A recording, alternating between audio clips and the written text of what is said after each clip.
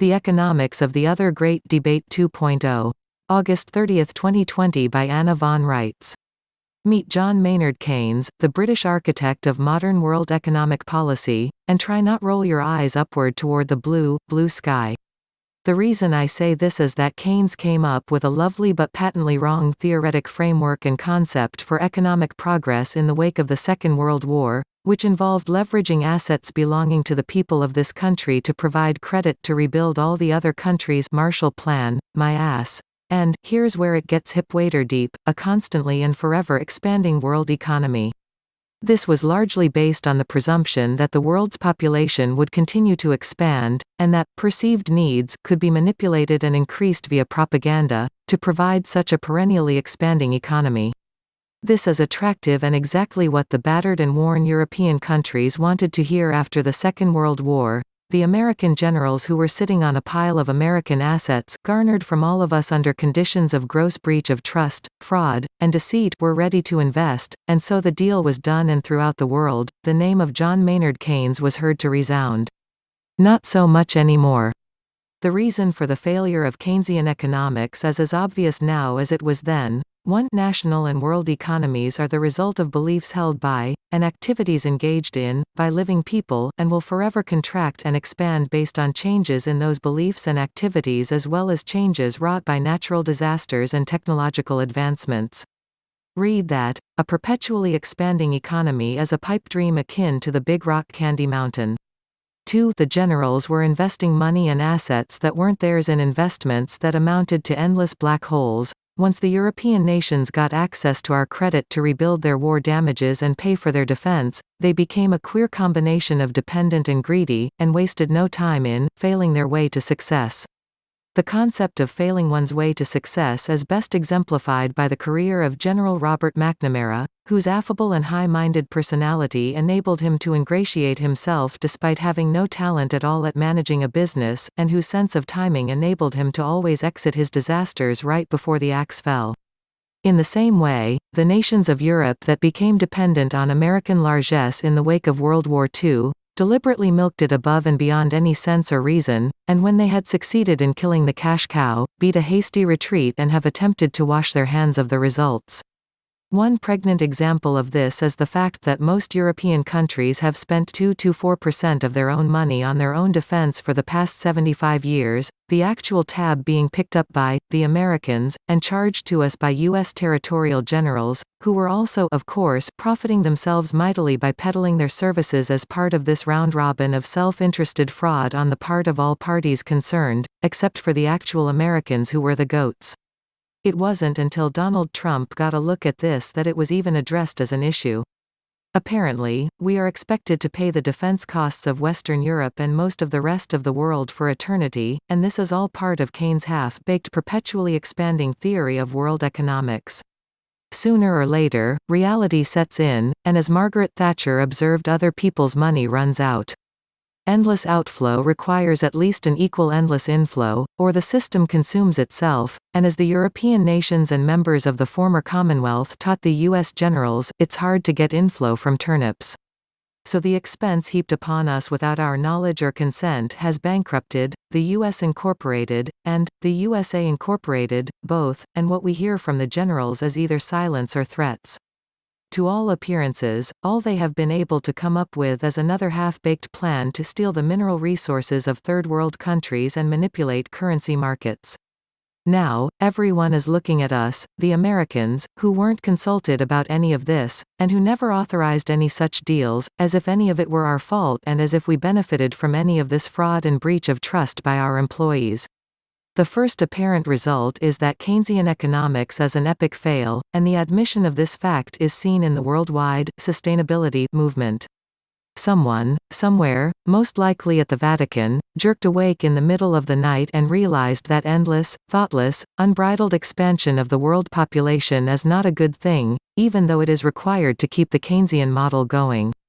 Other parties realized that the efficacy of generating felt needs in the American population via endless advertising and propaganda, and generating sales as a result, was not enough. Our gross consumerism couldn't, by itself, keep the Keynes model pumping iron.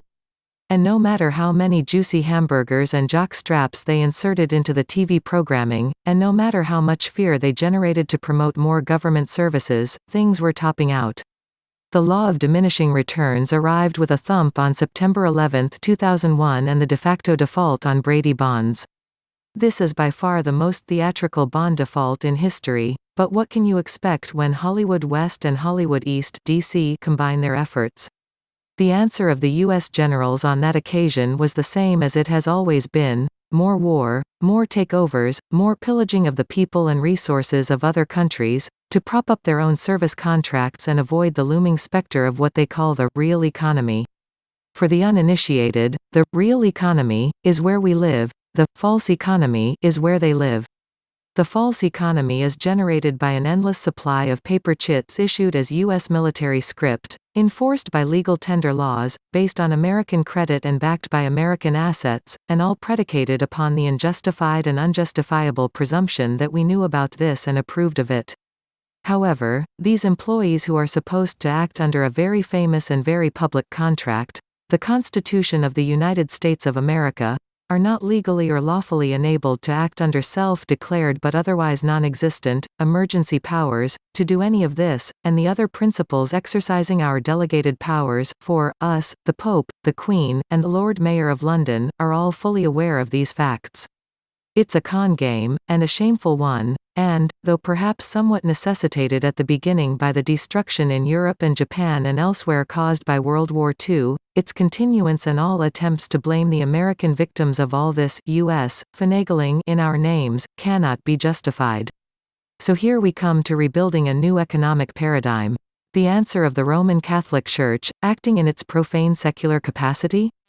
In a word, sustainability, full stop, reduce the population dramatically by any means fair or foul, circle the wagons and try to come up with new excuses to claim an ownership interest in living people by using patented DNA and RNA inserted into their natural DNA to turn them all into legally defined GMO products.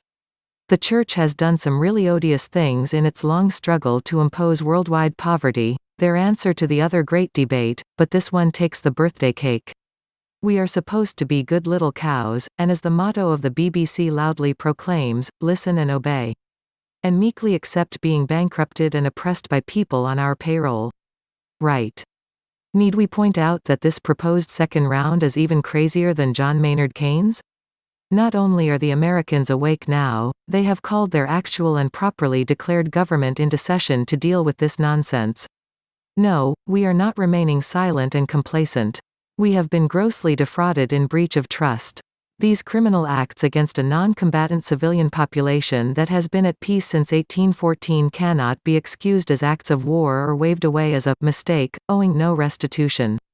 Nor can we be induced to trust, in any fashion, those who have brought the world to the brink of this insanity and allow them to act in our behalf or in our names. We are owed the bulk of everything on this planet, and we are not missing, and cannot be presumed dead. We are not warlike people, not bent on vengeance, we are far too practical for that, but we do demand fair-minded and practical answers for ourselves and everyone else going forward. Violence of any kind, including weather warfare, lawfare, psyops, civil war, aggression in the Middle East, or aggression against China, none of that is justified and we unilaterally oppose it. It turns out that Jesus has always had the answer, and we have economic models that actually make sense and work, as well as the technology to deliver the benefits to the world. Above and beyond that, our underlying assets and the credit and the profits thereof belong to us, so we have every right and reason to speak up and tell our employees what we want done. What we want done is not thus far what they are doing, so unless the other principals want to be exposed as hypocrites, liars, thieves, con artists, incompetents, and worse, it's time to direct our employees according to our will and for all of them to fulfill their very public contracts. We, the actual Americans, shall be securing our assets around the world and taking charge of this nightmare. Anyone who wants to oppose us should reflect upon the fact that they are all bankrupt, both in the air and on the sea, and our jurisdiction is the only jurisdiction left that has the assets and insight and ability to sort this madness out without devolving into totalitarianism. So, if you want abundance and the freedom that goes with it, support us and our actual government in international jurisdiction, which is our unincorporated federation of states, doing business since 1776 as the United States of America. If you want more results from the same planners that brought us to this impasse, support the UN Corp and let them use the United Nations organization as a storefront for ever-increasing criminal activities. If you enjoy having Anna's latest articles made into videos, please consider making a purchase from Ed's website sacredintuitiveelements.com. Thank you.